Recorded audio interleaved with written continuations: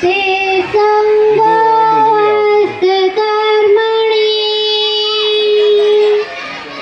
यह गीता के दूसरे अध्याय का 23वां श्लोक है।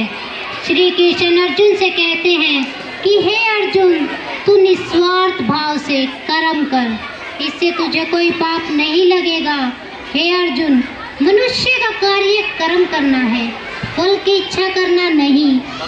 पूरी गीता में केवल और केवल कर्म फल पर जोर दिया गया है कि श्री कृष्ण किस प्रकार कहते हैं, और हम सब भली भांति जानते हैं कि जीवन से मृत्यु तक मनुष्य जो भौतिक वस्तुएं जोड़ने पर लगा रहता है, कोई भी भौतिक वस्तु उसके साथ नहीं जाती। उसके साथ केवल और केवल उसके अच्छे और बुरे कर्म जाते हैं। हमें उच्च कोटि के अच्छे कर्म करने चाहिए, परंतु हमें कभी भी फल की इच्छा नहीं करनी चाहिए। कर्म पर हमारा पूर्णतः अधिकार है। श्री कृष्ण अर्जुन को कहते हैं कि हे अर्जुन, कर्म पर तो तेरा पूर्ण अधिकार है, परंतु कर्म के फल पर नहीं। इसलिए तू केवल और केवल कर्म कर। यदा यदा हि धर्मस्य ग्लानिर्भवति भारत,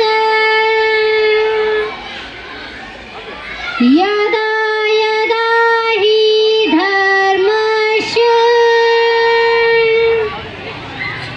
ग्लानिर्भवति भारत,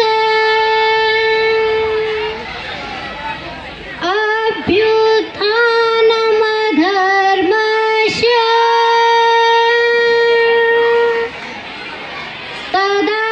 तदात्मानं सृजाम्यहम्। यह गीता के चौथे अध्याय का 7वां श्लोक है।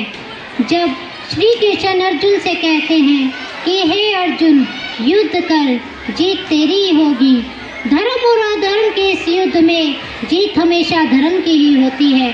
तब श्री कृष्ण अर्जुन को सांत्वना देते हुए कहते हैं कि हे अर्जुन, जब जब इस पृथ्वी पर धर्म में हानि और अधर्म में वृद्धि होगी, तब तब मैं अपने रूपों को रचूंगा और किसी न किसी रूप में लोगों के सम्मुख आऊंगा, और ऐसे ही कलयुग में जन्म लेता रहूंगा, दुष्कर्मियों का विनाश करता रहूंगा, और सज्जनों के कल्याण के लिए मैं हमेशा इस पृथ्वी पर विराजमान रहूंगा।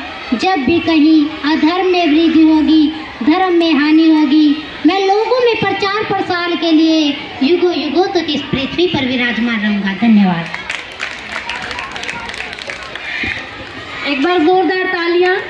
और सभी स्कूल से और उनके टीचर्स से अनुरोध है कि जिन भी बच्चों की परफॉर्मेंस हो चुकी है, जिस टीम की परफॉर्मेंस हो चुकी है, उन